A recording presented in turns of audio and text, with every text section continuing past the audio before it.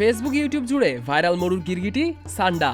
কেউ বলছেন এটা ওষুধ, কেউ বলছেন এটা সুস্বাদু, কিন্তু মুসলমানদের জন্য প্রশ্ন একটাই, সান্ডা খাওয়া হালাল নাকি হারাম?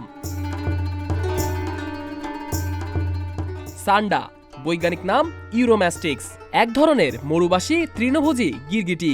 আরবিতে একে বলা হয় দাব। আফ্রিকা, মধ্যপ্রাচ্য এবং দক্ষিণ এশিয়ার শুষ্ক অঞ্চলে এর বসবাস।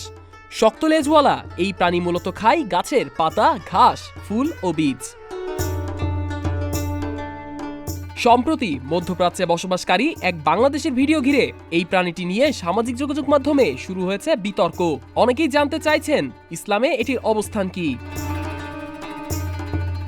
হাদিসে পাওয়া যায় হযরত খালিদ ইবনে ওয়ালিদ রাদিয়াল্লাহু তাআলা একবার রাসূল সাল্লাল্লাহু আলাইহি ওয়াসাল্লামের সামনে দাব পরিবেশন করেন। রাসূল সাল্লাল্লাহু আলাইহি ওয়াসাল্লাম খাওয়ার জন্য হাত বাড়ালেও এটি দাব জানার পর আর খায়নি। তবে তিনি বলেন এটি হারাম নয়, কিন্তু আমাদের এলাকায় প্রচলিত না হয় আমি এটি খাই না। খালিদ রাদিয়াল্লাহু তাআলা তখন তা খাওয়া শুরু করেন আর রাসূল সাল্লাল্লাহু আলাইহি ওয়াসাল্লাম তাকিয়ে থাকেন, তবে কোনো নিষেধ করেননি। এ থেকে স্পষ্ট সান্ডা খাওয়া ইসলামে হারাম নয়, বরং এটি মুবাহ বা বৈধ। তবে না খাওয়ার পেছনে ব্যক্তিগত পছন্দ থাকতে পারে। ইসলামী শরীয়তের দৃষ্টিতে সান্ডা খাওয়া নিষিদ্ধ নয়, তবে খাওয়ার আগে নিশ্চিত হতে হবে প্রাণীটি পবিত্র, নিরাপদ এবং খাওয়া উপযোগী কিনা।